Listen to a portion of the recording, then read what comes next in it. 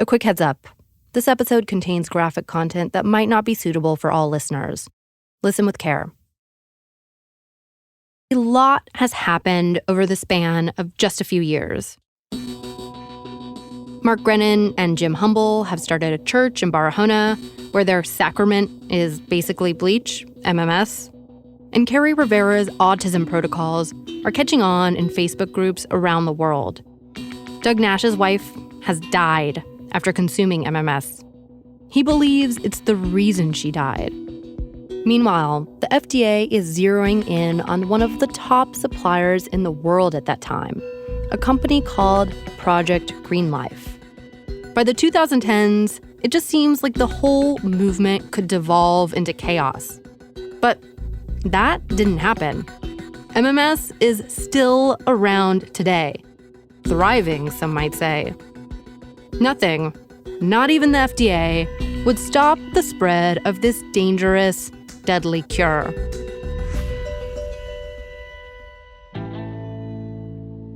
The people we've encountered so far who got involved with MMS did so because established medicine couldn't help them. They were looking for answers. So many of the stories about MMS evangelists follow this pattern. So that distributor of MMS, the one who sold the product to Mark Grenon and Luke that eventually reached Sylvia, he had the same story. Doctors failed him, he says. Failed his family. He went searching for answers, and he found MMS. And it turns out he also found something he wasn't looking for. The law. From Neon Hum Media, Sony Music Entertainment, and Bloomberg, I'm Kristen V. Brown, and this is Smokescreen, Deadly Cure, a podcast about how a family on the fringe convinced tens of thousands of people across the globe to buy a miracle liquid made of poison, the international conspiracy it ignited, and the people who fought to take them down.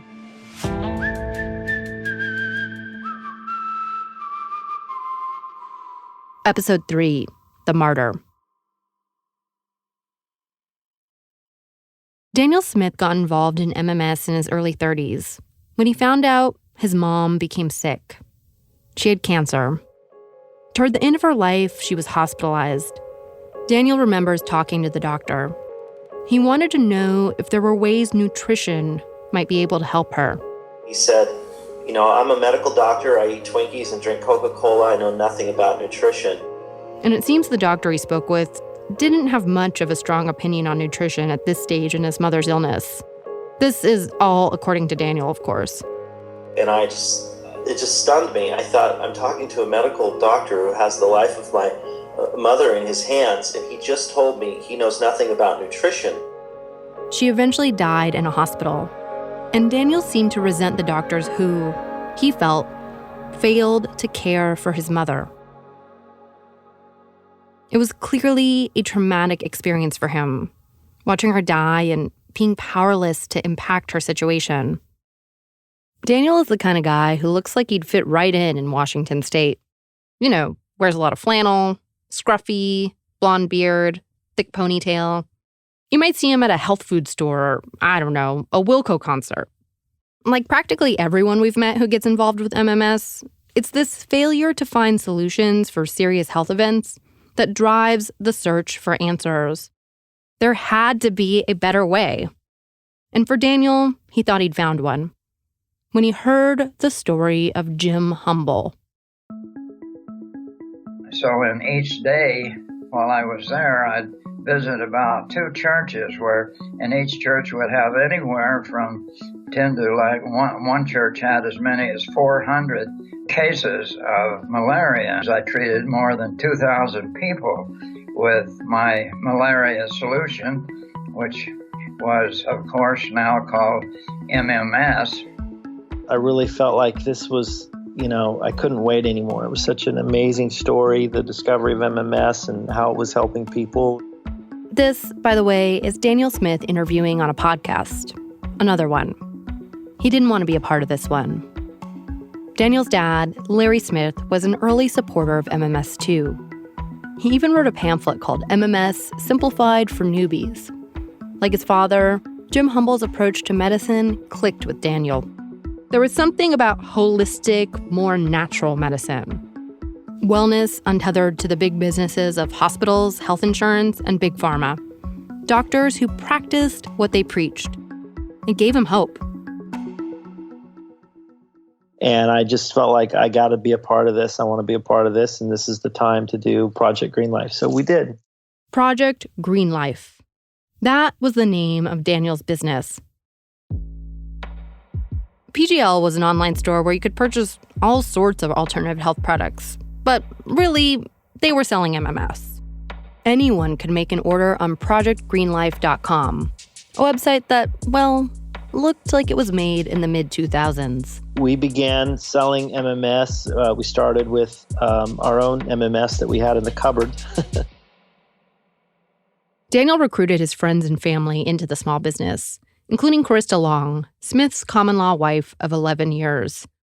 They had 3 kids together, all between the ages of 10 and 20. He also recruited some old friends to help run the business. They went way back. They'd all met when they were involved in a ministry that prayed with people in prison 20 years prior. They handled administrative tasks, answering phones, filling bottles, customer service, etc. Daniel and Karis ran the business right out of their own Spokane home. They outsourced much of the shipping of their products. They did the same for their supply of sodium chlorite, the substance used with an activator acid to make MMS.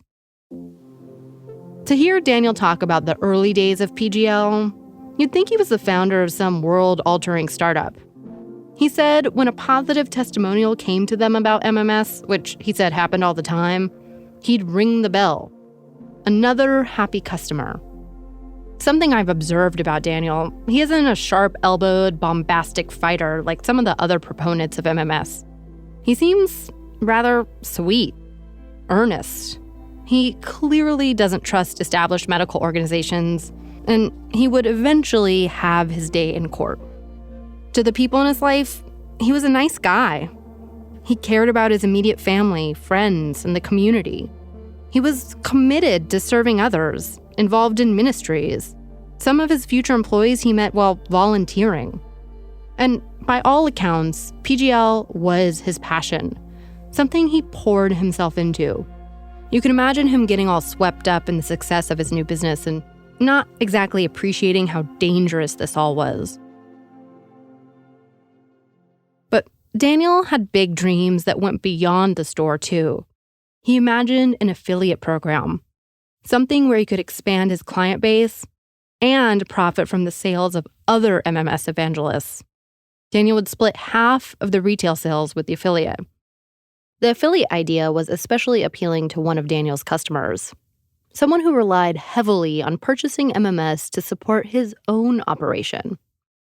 Mark Grenon. That's when I got plugged into you. It was about 2008. 2008, I think it was.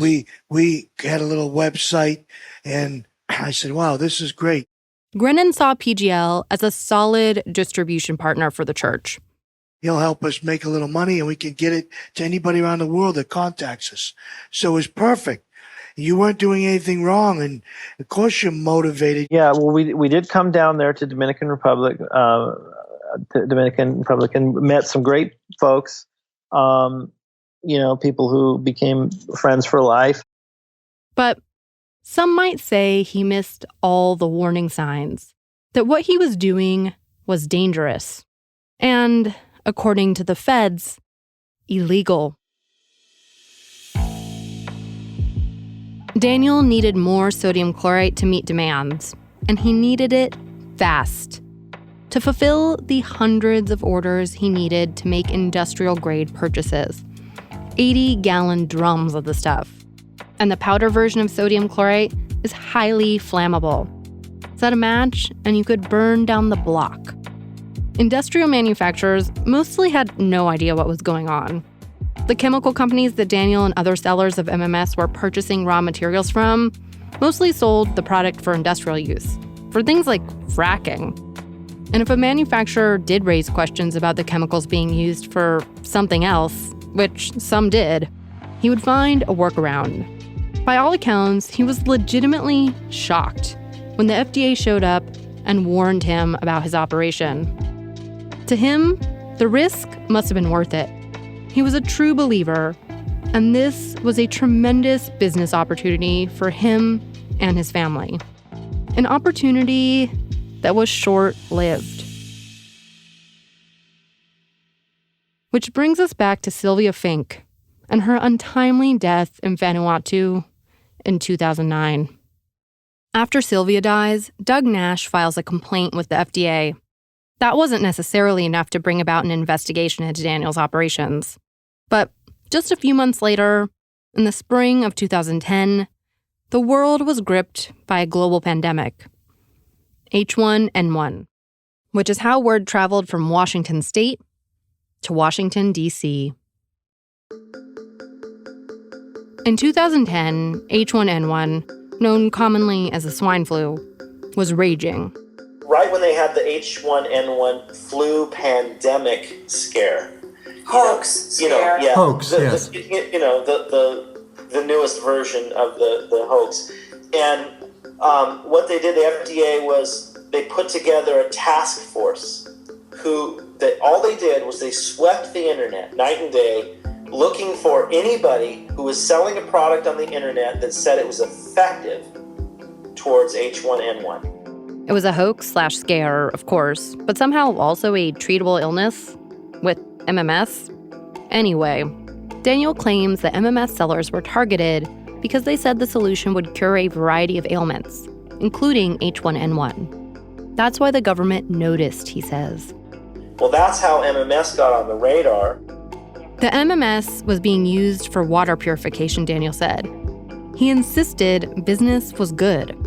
In 2010, the State Department began reviewing a complaint. A U.S. citizen on a small island nation in the Pacific had died. Sylvia Fink.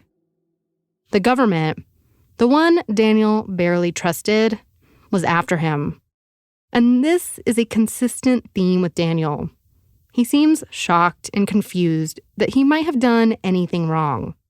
From Daniel's perspective, all he wanted was to share this treatment with people who wanted it. So when he received an order from Alameda, California, in the first few days of August for MMS, he gladly accepted payment and shipped the order. It wasn't just MMS inside the box.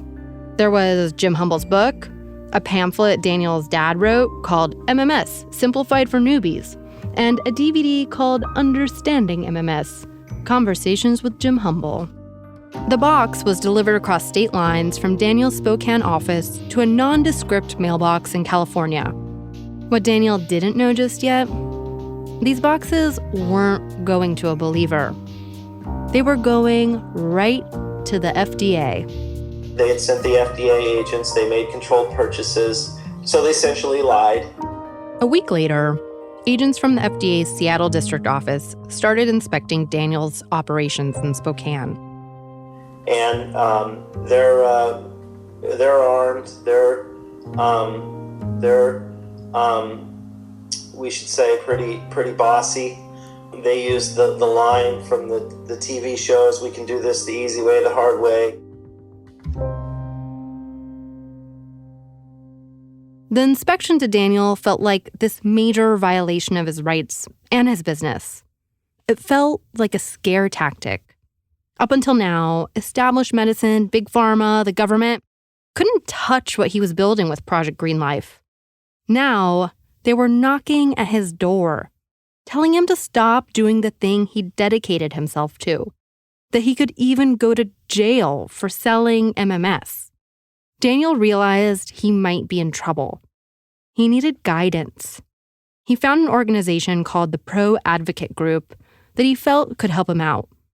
It was a membership organization that helps people who want to practice therapies and treatments away from the mainstream without all those burdensome government regulations. Seemed promising.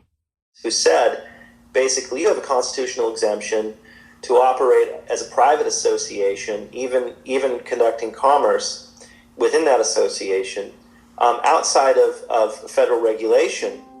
It aligned beautifully with Daniel's mission, and he thought gave him protection from the watchful eyes of the government.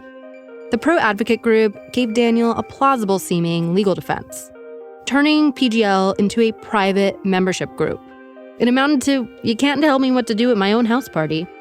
It wasn't subject to government regulation, or so it seemed.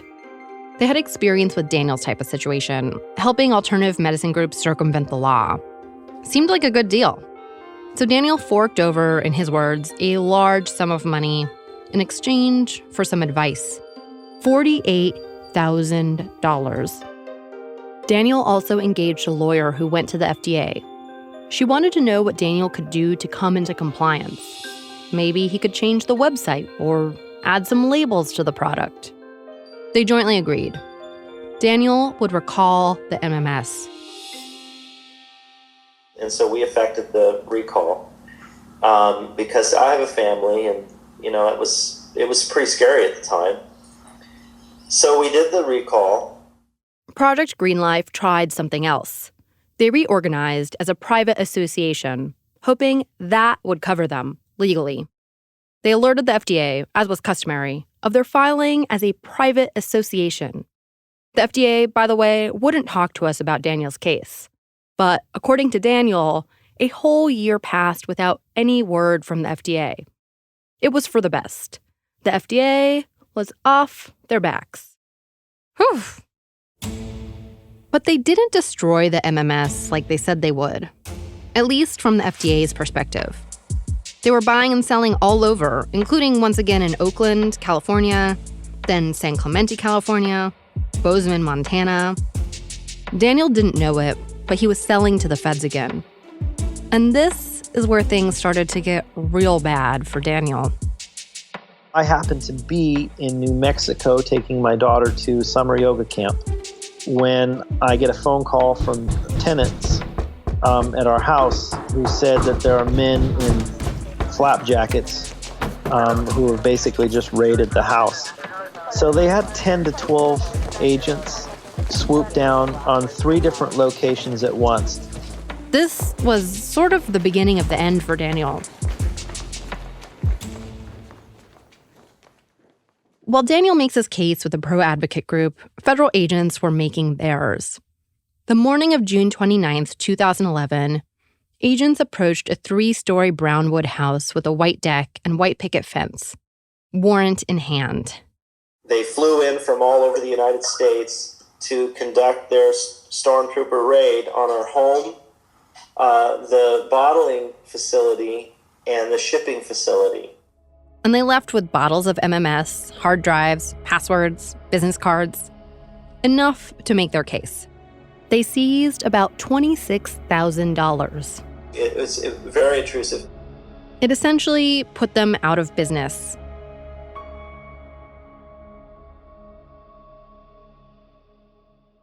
Back in Spokane, Chris Stein was in the newsroom at the Inlander, an alt weekly with a reputation for its watchdog reporting. He's not sure how it came across his desk, but Chris remembers the email. Some eye-catching language, something to do with, I am not an animal. I'm not an animal. The tagline Daniel Smith had been using in protest of the FDA. The tipster wanted Chris to talk to Daniel. Look into what happened. It piqued Chris's interest. It seemed like kind of some big and unusual crime. So Chris and a staff photographer met Daniel on a park bench. They met at Monito Park, a beautiful 90-acre space in an upscale area of Spokane, with botanical gardens, trails, and towering pine trees. But as Chris sat down, he found Daniel wasn't what he expected. Not like a Grenon, brash, indignant. I remember that he was cagey, and surprisingly so, because I thought that they wanted media attention. They contacted the press and, they got the press.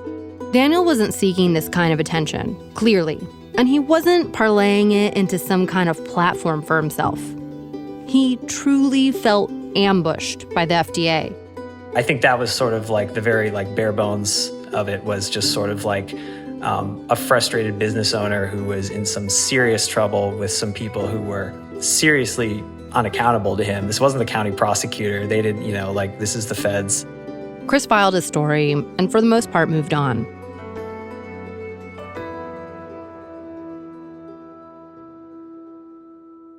Daniel and his family moved on too. They'd had enough of Spokane and put down roots about 500 miles southwest in Ashland, Oregon. It's a town of about 20,000 people, right over the California border. This could be a new life. Their daughter could go to a good Waldorf school. They could put this all behind them. And they did. For the next year and a half. Until the morning of February 5th, 2013, when Karis was trying to get their daughter off to elementary school. She's not even out of bed yet. Get dressed, answer the door. They ask if we're so-and-so. They step in, they put handcuffs on us, they tell us we're under arrest. And this was the beginning of some really heart-wrenching experiences. Daniel's arrest sent shockwaves through the community. There were Facebook pages, websites, GoFundMe pages for the family's legal expenses that raised about $100,000. There were even support videos, like this one. I'm here to ask you to join me in helping a dear friend of mine. His name is Daniel Smith.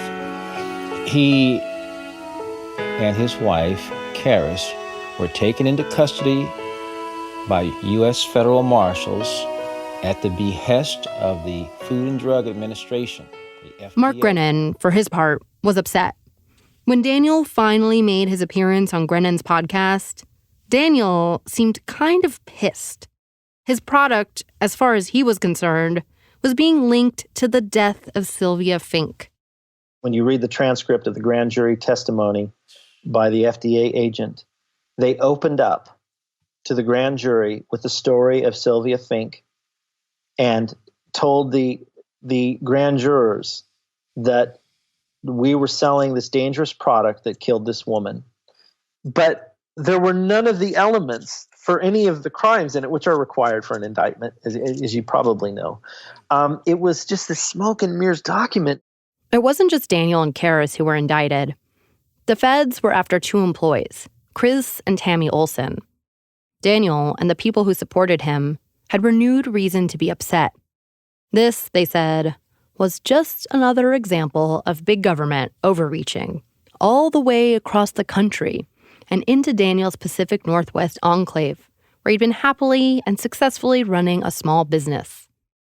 The feds were making an example out of Daniel, showing everyone that no one stands up to the FDA. A photo on the fundraising page shows Daniel, with his arms around his wife and daughter, smiling into the camera. There's an endorsement from the grandfather of the whole operation, Jim Humble. Quote, "This fight is our fight." Obviously, they all had to get lawyers.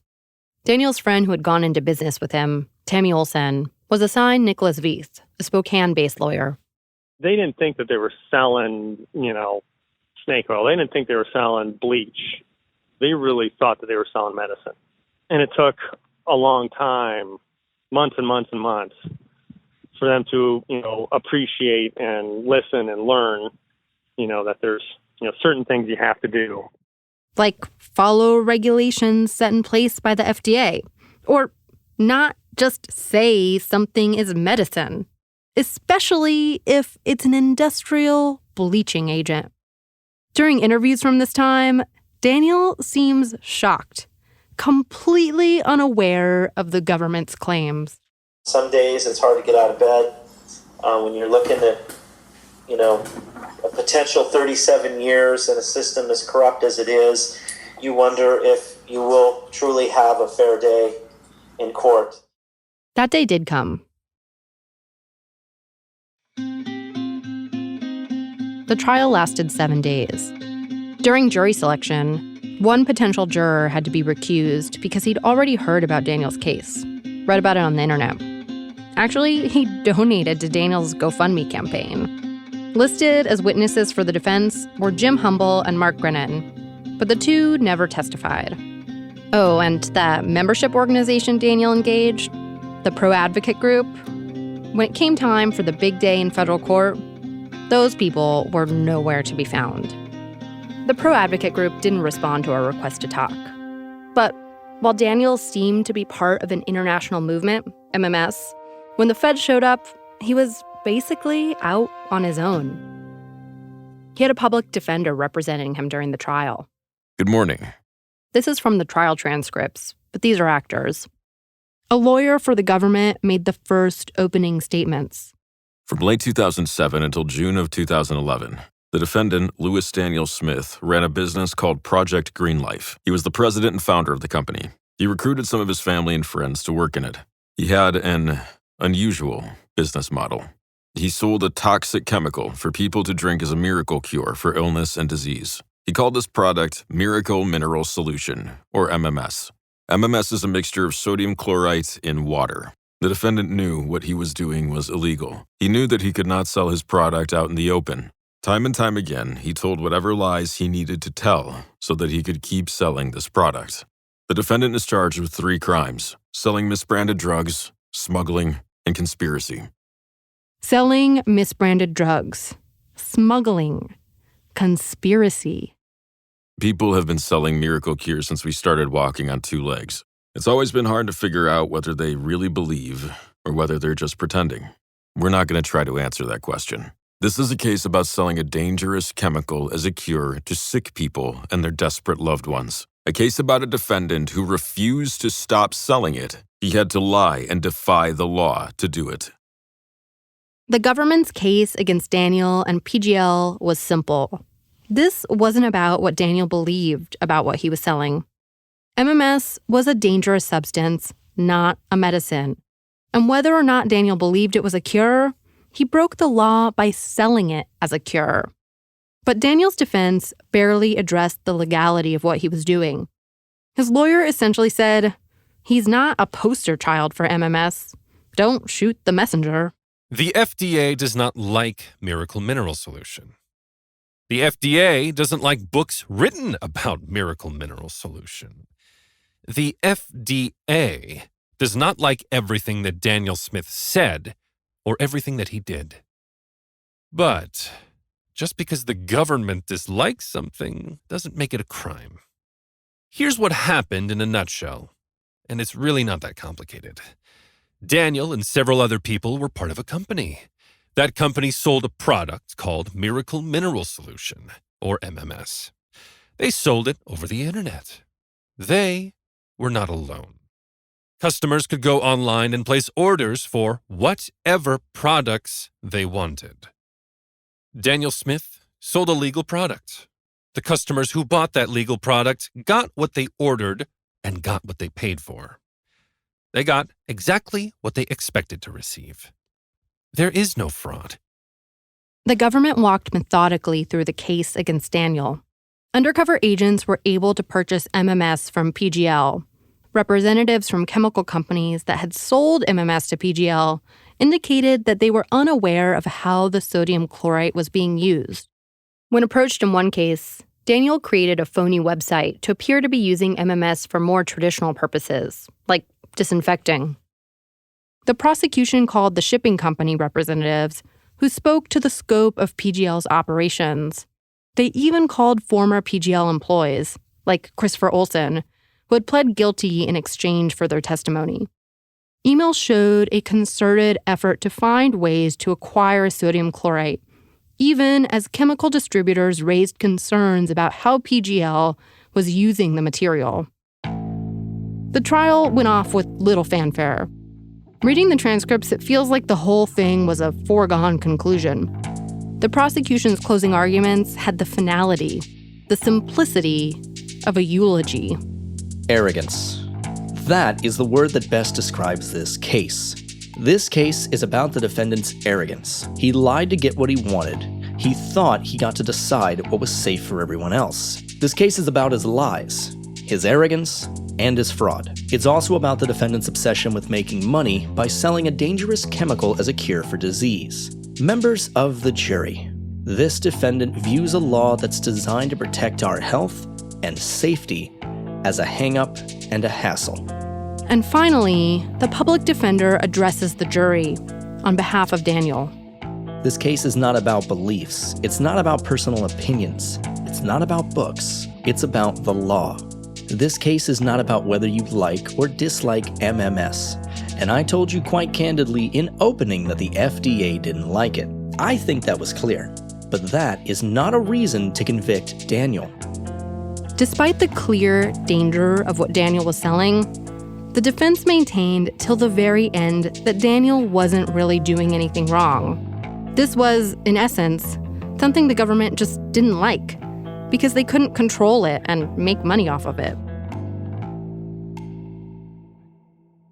A jury found Daniel guilty of 1 count of conspiracy to commit multiple crimes, 3 counts of introducing misbranded drugs into interstate commerce with the intent to defraud or mislead, and 1 count of fraudulently smuggling merchandise into the United States.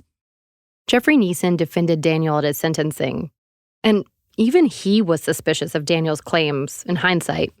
Look, they're in it for money. If they weren't making money, all the other protestations about, they want to help society, that's bullshit. They're in it for money, okay? And he thought he had a way that he could make money.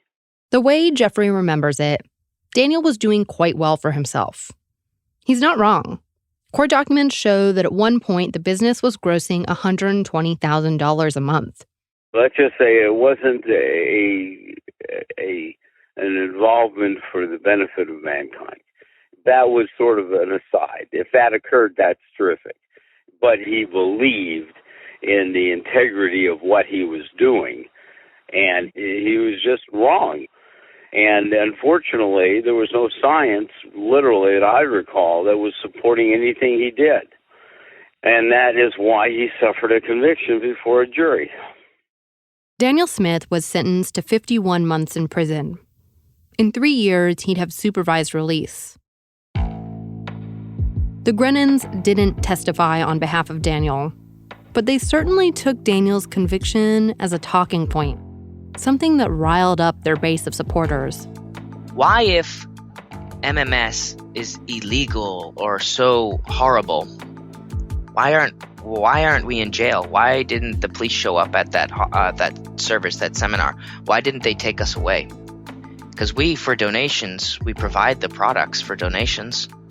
Okay, so why is Daniel in that situation he's in, and we aren't? That's my question. Mark and Jonathan talked to Daniel about everything that happened. Well, you're doing the exact same thing, John.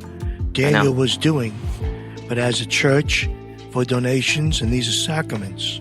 Mm-hmm. So you ask why, I'm just answering. Go ahead. No, that's right. That's good. I want someone answering.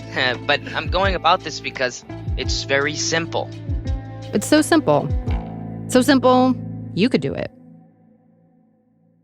Daniel was a private business. The Grenons had the protections of Genesis 2. As a church, and even bank accounts and all these things that used to shut us down when we tried to start a church, they're not shutting us down now because we've done it as a church. I've heard this tone from Mark Grenon before. Sometimes on the podcast, he seems to be trying to convince himself of something. He's less talking to the listener as he is thinking out loud. And in this instance, it's notable. He seems to be trying to convince himself that the government will never come knocking. Or even if they do, like they did in Barahona, they'll turn on their heels when they discover Genesis 2 as a church.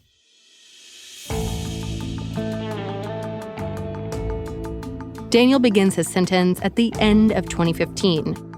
9 months later, Joe and Mark start their podcast. A few months after that, Donald Trump is elected president.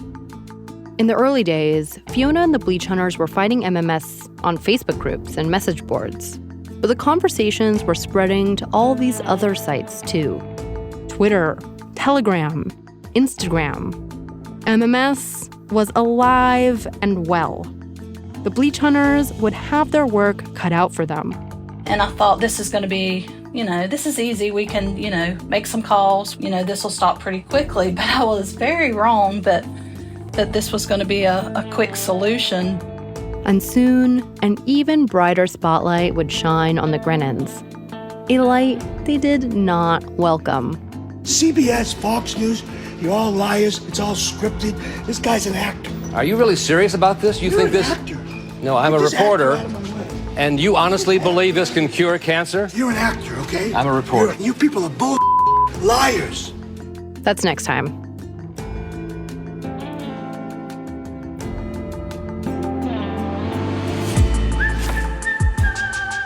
Smokescreen Deadly Cure is an original production by Neon Hum Media, Sony Music Entertainment, and Bloomberg. It was written and produced by Carla Green, Kate Mishkin, and Jonathan Hirsch. Our associate producers are Navani Otero, Zoe Kulkin, and Ann Lim. Production assistance from Stacey Wong, Gilda DiCarli, and Magnus Henriksen. Editing by Jonathan Hirsch, Catherine St. Louis, and Maureen McMurray. Catherine St. Louis is our executive editor. Sound design and mixing by Scott Somerville.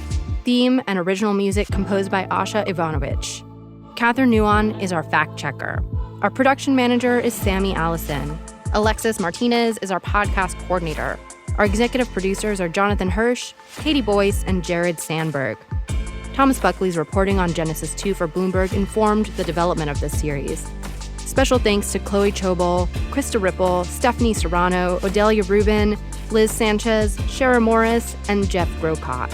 I'm Kristen V. Brown. Be sure to rate and review the show. It helps more people find and hear this story. Thanks for listening.